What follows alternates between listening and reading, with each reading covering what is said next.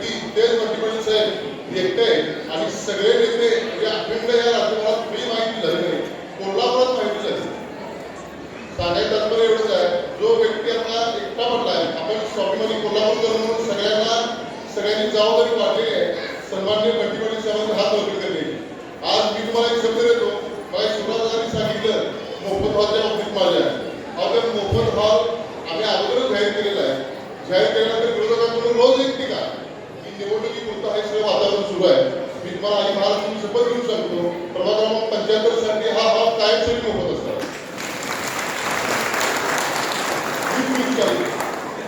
म्हणजे 75 म्हणजे जुना 75 होता काय झालं. आणि आज मी दादा इथे शेजारी बसलेले, दादाला माहिती आहे की आम्ही भूमिपूजन 20 साली केलं. 20 ला भूमिपूजन दादांच्या हस्ते झालं आणि दादाच्या नशिबात होतं ते उघडणं करायचं. दादा 4 तास तिथे होते.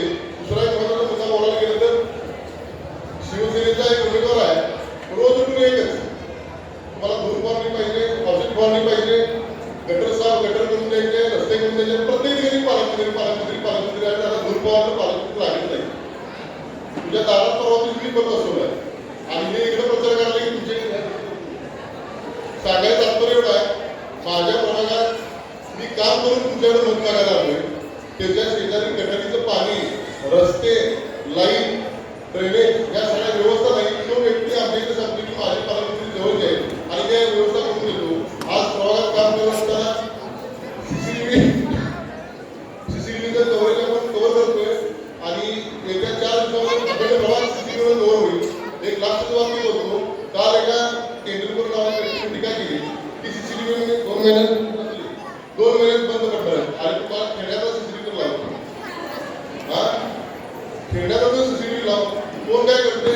आज आम्ही जे तुमच्या समोर आले उमेदवार 5 ते 5 उमेदवार हे तुम्ही सगळे तपासून बघा. काही शिवराजांनी सांगितलं की उमेदवार कशा पद्धतीचे आहे. मला तुम्हाला 1 लाख आता बोलायचं आहे. मुलग्याला मुलगी बाहेर गेल्यानंतर मुलीकडची लोक विचारतात ना तो काम काय करतो, त्याचा व्यवसाय काय, त्याला बाकीचा अनुभव काय विचारतो नाही आपण. तसं आमच्या उमेदवाराच्या बाबतीत तुम्ही विचारून बघा आणि विरोधी उमेदवाराच्या बाबतीत विचारून बघा. जे कोण विरोधी उमेदवार आहेत त्या विरोधी उमेदवारांना महापालिकेचे बजेट माहिती आहे का विचारा, महापालिकेचे कर्मचारी माहिती आहेत का विचारा, त्यांचा सामाजिक कामाचा आढावा घ्या. सगळ्यात महत्त्वाचा त्यांचा व्यवसाय काय आहे. जो व्यक्ती संभाजीनगर ते कांद्यापर्यंत जुगारपट्टी चालवतो तो विकास होऊ शकेल का तुमचा. कधी नाही आपलं पाटलाच्या घटनातली निवडणूक आली, आम्ही कायमस्वरूपी राजकारणात असणारी व्यक्ती आहे.